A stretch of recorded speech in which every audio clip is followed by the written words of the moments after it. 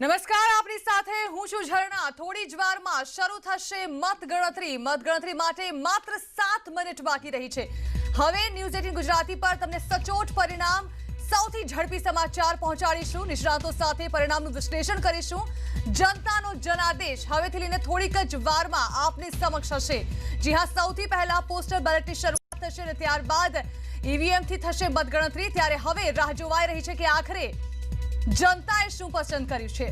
मतगणतरी केन्द्रों पर तमाम व्यवस्था जे छे तेने आखरी ओप गई काले ज आपी देवामां आव्या हता। त्यारे जे मतगणतरी केन्द्र अमे आपने बतावी रह्या छीए। अहीं धारीना दृश्यो छे। स्ट्रोंग रूम जे छे तेना ताळा खोलवानी तैयारीओ चाली रही छे। धारी के जेमां सौथी ओछुं मतदान नोंधायुं हतुं ते छे आ जिल्लो।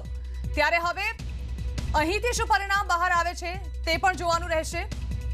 ડાંગ જિલ્લો જ્યાં સૌથી વધુ મતદાન નોંધાયું હતું અને સૌથી ઓછું મતદાન આ 8 બેઠક પર ધારીમાં નોંધાયું હતું। તો 8 બેઠકોની મતગણતરીનો પ્રારંભ હવેથી લઈને થોડીક જ ક્ષણોમાં થશે। સૌપ્રથમ પોસ્ટલ બેલેટની ગણતરી થશે, બાદમાં ઈવીએમના મતોની ગણતરી કરાશે, બાદમાં વીવીપેટની સ્લીપોની રેન્ડમ ગણતરી થશે। સૌથી વધુ લીંબડીમાં 42 રાઉન્ડમાં ગણતરી થશે, સૌથી ઓછા ધારી ગઢડામાં 27 રાઉન્ડ। ન્યૂઝ 18 પર ચૂંટણીના પરિણામ આપને લગાતાર અને સૌથી સચોટ અને સૌથી ઝડપી જોવા મળશે। અમે જેવી મતગણતરી શરૂ થશે આપને તમામ આંકડાઓની જે માહિતી છે તે સચોટ રીતે આપની સમક્ષ પહોંચાડતા રહીશું। તો વાત કરી ધારીની, ત્યારબાદ જો વાત કરીએ ડાંગની। આ જિલ્લામાં સૌથી વધુ મતદાન નોંધાયું હતું। અહીં આહવા સરકારી કોલેજમાં મતગણતરીની શરૂઆત થશે। 8 બેઠકો જેના પર ભાજપે જીતનો દાવો કર્યો છે અને જશ્નની તૈયારીઓ પણ। જોવાનું એ રહેશે કે આખરે આ બેઠકોમાંથી કઈ બેઠકો પર ભાજપ કે કોંગ્રેસ બાજી મારે છે।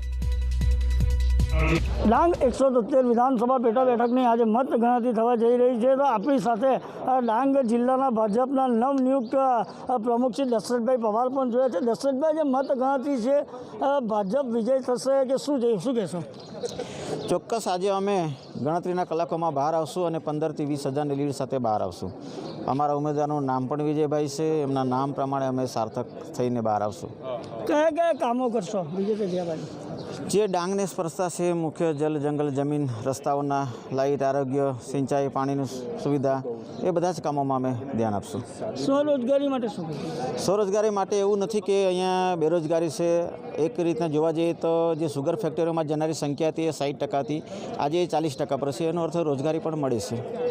તો આ હતા દશરથભાઈ પવાર, જે જિલ્લા ભાજપ પ્રમુખ, અને એ પણ દાવો કર્યા છે કે વિજય પટેલ ભાજપના 10 થી 15 હજારની લીડ સાથે અડધા રાઉન્ડ પૂરા થશે એટલે અમે વિજેતા થશું એવો ચોક્કસપણે દાવો કરી રહ્યા છે। કેતન પટેલ, ન્યૂઝ 18 ગુજરાતી, ડાંગ।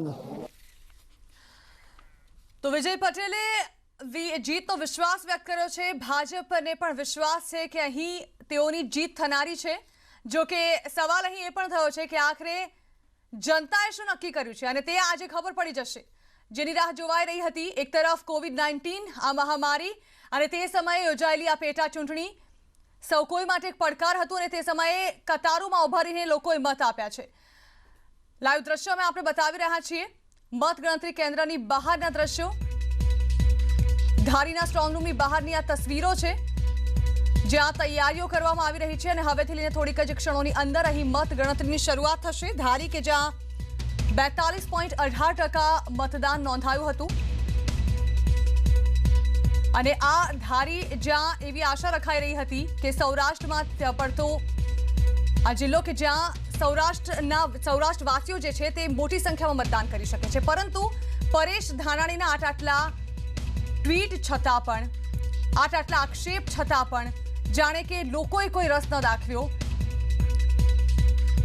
જે પ્રકારે પેટા ચૂંટણી યોજાય છે તેનું કારણ જનતાને કદાચ પસંદ ન આવ્યું, પક્ષપલટો કરનાર નેતા કે પછી અન્ય કોઈ કારણ, અહીં મતદાન કરવામાં લોકોએ રસ ન દાખ્યો। હવેથી લઈને થોડીક જ ક્ષણોની અંદર ટ્રેન્ડ્સ આવવાના શરૂ થઈ જશે અને ત્યારબાદ પરિણામ સ્પષ્ટ થશે। આખરે શું હશે ઈવીએમમાં તે આજે ખબર પડશે। વાત કરીએ ડાંગની, તો અહીં વિજય પટેલે 10,000થી વધુની લીડનો દાવો વ્યક્ત કર્યો છે। ડાંગમાં 36 રાઉન્ડમાં મતગણતરી યોજાવાની છે, ત્યારે ભાજપ ઉમેદવાર 10,000થી પણ વધુ લીડ મેળવશે તેવો દાવો વિજય પટેલે કર્યો છે। જોકે તેમના આ દાવામાં કેટલી સચ્ચાઈ તે હવેથી લઈને થોડીક જ વારમાં ખબર પડશે। પેટા બેઠક ઉપર મતગણતરીની શરૂઆત ટૂંક સમયની અંદર થાય છે, થવા જઈ રહી છે।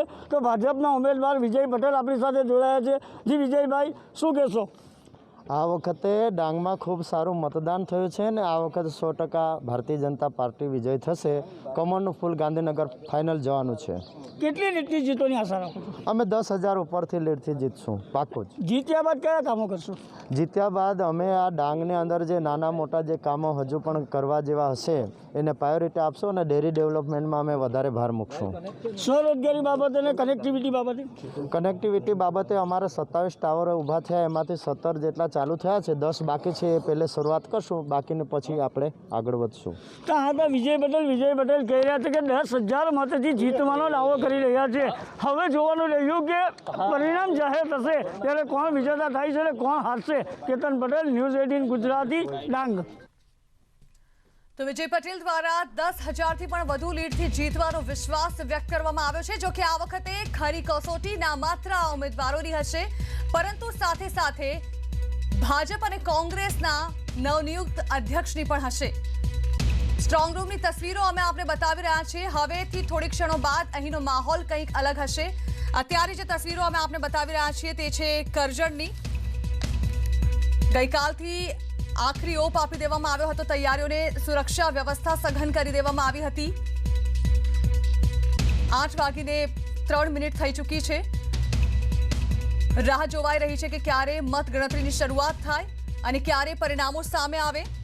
જો કે ગત પેટા ચૂંટણી જે યોજાઈ હતી તે ભાજપ માટે એટલી સારી નહોતી રહી અને આ વખતે જે 8 બેઠકો પર પેટા ચૂંટણી યોજાઈ રહી છે તેને લઈને ભાજપ અને કોંગ્રેસ બંનેને આશ છે। જો કે ભાજપ માટે એવું કહી શકાય કે રોકડા એટલો નફો, પરંતુ કોંગ્રેસ માટે આ પેટા ચૂંટણી ખરાખરીનો જંગ હશે।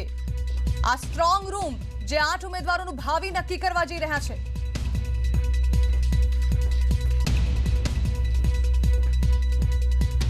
તો 2017 વિધાનસભામાં જે જનાદેશ હતો તે બદલાઈ ચૂક્યો છે। પેટા ચૂંટણી આ ફરીવાર થઈ રહી છે અને હવે જન આક્રોશ છે કે પછી જનાદેશ તે આજે ખબર પડશે।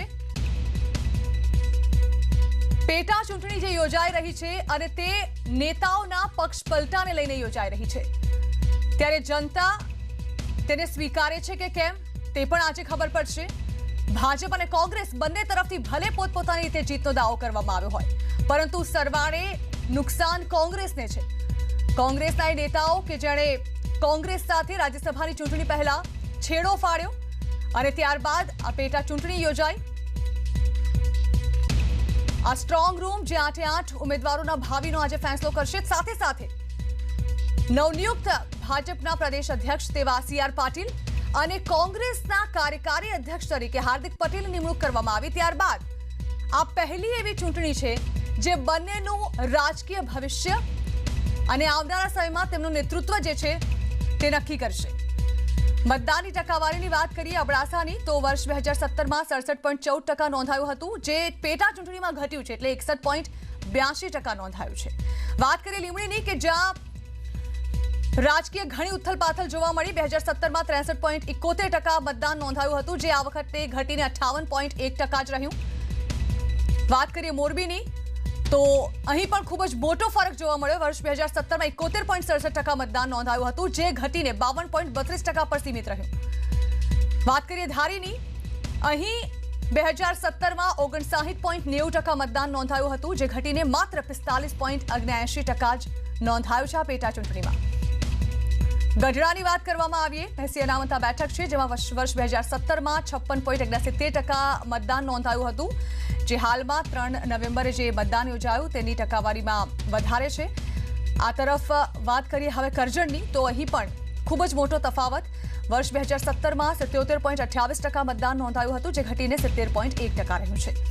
કપરાળાની વાત કરીએ તો 84.15% મતદાન 2017માં નોંધાયું હતું, આ વખતની પેટા ચૂંટણીમાં તે ઘટીને 77.50% પર સીમિત રહી ગયું છે। ડાંગની વાત કરીએ તો આ વખતે ભલે અહીં સૌથી વધારે મતદાન નોંધાયું હોય, પરંતુ અહીં 2017ની વિધાનસભા કરતાં પણ વધારે સારો રેકોર્ડ જોવા મળ્યો છે. 75.1% મતદાન નોંધાયું છે. ત્યારે હવે રિઝલ્ટ્સ આવવાની તો શરૂઆત થઈ જશે, ધીમે ધીમે ટ્રેન્ડની શરૂઆત થશે, પરંતુ આખરે આ પેટા ચૂંટણી યોજાઈ. કોરોના મહામારીમાં લોકોએ મતદાન પણ કર્યું, જાહેર સભાઓ પણ સંબોધી. આ તરફ CR પાટીલ કોરોના સુધી લઈ આવ્યા અને ત્યારબાદ હવે જ્યારે આજે પરિણામ જાહેર થવા જઈ રહ્યું છે, જોવાનું એ રહેશે કે જનતાએ આખરે શું નક્કી કર્યું છે. તેના પર વિશ્લેષણ કરીએ. મારી સાથે રાજકીય વિશ્લેષક અને વરિષ્ઠ પત્રકાર હરિભાઈ દેસાઈ જોડાઈ ગયા છે. તેમની સાથે વાત કરીશું. સૌથી પહેલા હરિભાઈ,